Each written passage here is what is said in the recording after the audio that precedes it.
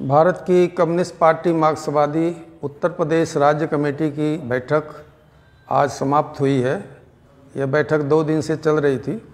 इस बैठक में उत्तर प्रदेश में जो कानून व्यवस्था की स्थिति है उस पर घोर चिंता व्यक्त करते हुए यह प्रस्ताव पास किया गया कि जो भी घटनाएं हो रही हैं, ख़ास तौर से बालिकाओं के साथ, उनके जांच करा के फौरी तौर पे सख्त कार्रवाई उन लोगों के खिलाफ़ की जाए जो इसमें लिप्त हैं। बीएचयू की घटना शर्मनाक है, जिसमें एक छात्रा के साथ कलंकित करने वाला व्यवहार हुआ है और आज तक वो अपराधी गिरफ्तार नहीं किए गए। बैठक में जो इस समय पूरे प्रदेश में बुखार, डेंगू, चिकनगुनिया का प्रकोप है और जिससे हर घर और हर गांव प्रभावित है, ये चिंता व्यक्त की गई कि उत्तर प्रदेश की भाजपा की योगी सरकार इस पर कोई भी सुनियोजित स्कीम, योजना नहीं बना पाई है कि कैसे इसे निपटा जाए। लोग गांव में, शहरों में मारे जा रहे हैं और सरकार मौतों को कोरोना में जैसे छिपा रही थी उसे यहाँ भी छिपा रही है। हमारी पार्टी ने अपने इकाइयों को यह निर्देश दिया है कि जहाँ भी इस बुखार से लोग पीड़ित हैं और अस्पतालों में उनके इलाज की व्यवस्था नहीं है, हमारी इकाइयाँ इसके लिए प्रयास करें, डेलीगेशन मिले और सरकार से मांग हम करते हैं कि निचले स्तर पे भी, गांव के स्तर पे भी सुव्यवस्थित तौर पे इलाज की व्यवस्था की जाए।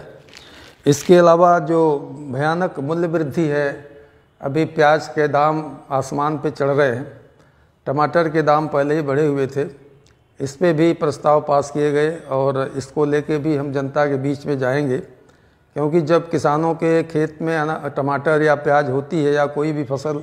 आती है खेत से बाहर, तो उसके दाम तुरंत गिर जाते हैं, लेकिन जैसे ही वो किसान के पास से ख़त्म होता है उसके दाम आसमान पे चढ़ते हैं और जमाखोर उससे मुनाफा कमाते हैं। सरकार जमाखोरों पर नियंत्रण करने में पूरी तरह से असफल साबित हो रही है। हमारी पार्टी जाति जनगणना के मांग का समर्थन करती है और मोदी सरकार से कहती है कि ये आम जनगणना फ़ौरन कराई जाए और उसी के साथ साथ जाति जनगणना भी कराया जाए। इस समय उत्तर प्रदेश में धुआंधार तरीके से smart meter, prepaid smart meter लगाने की योजनाएं चल रही हैं और ये बहुत बड़ा एक जनता को तकलीफ़ देने वाले, उसको तमाम तरह की समस्याओं में फंसाने वाली स्कीम है। और सबसे बड़ी बात कि यह बिजली के निजीकरण की पूरी तरह से व्यवस्था करने के लिए सरकार कोशिश कर रही है। हमारे पार्टी के लोग ये गांव-गांव जाएंगे और निजीकरण के खिलाफ बिजली के अभियान चलाएंगे। हम बिजली के अभियंताओं के कार्यालयों पर भी प्रदर्शन करके सरकार को मांग पत्र देंगे। हमारी पार्टी ने फ़िलिस्तीनी जनता के साथ अपनी एकजुटता का इजहार किया है और भारत सरकार से मांग किया है कि जैसे कि आज़ादी के समय से ही हमारे देश और देश की जनता हमेशा फ़िलिस्तीन की जनता की आज़ादी का समर्थन करती रही है, मोदी सरकार को भी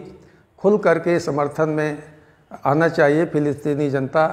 के पक्ष में। और ये शर्मनाक है कि हमारे देश का प्रधानमंत्री शुरू में इजराइल के साथ अपनी एकजुटता को प्रदर्शित करने का काम किया था। और आखिर में हमारी राज्य कमेटी ने लोकतंत्र और संविधान बचाओ जो लखनऊ में रैली हुई वाम दलों की,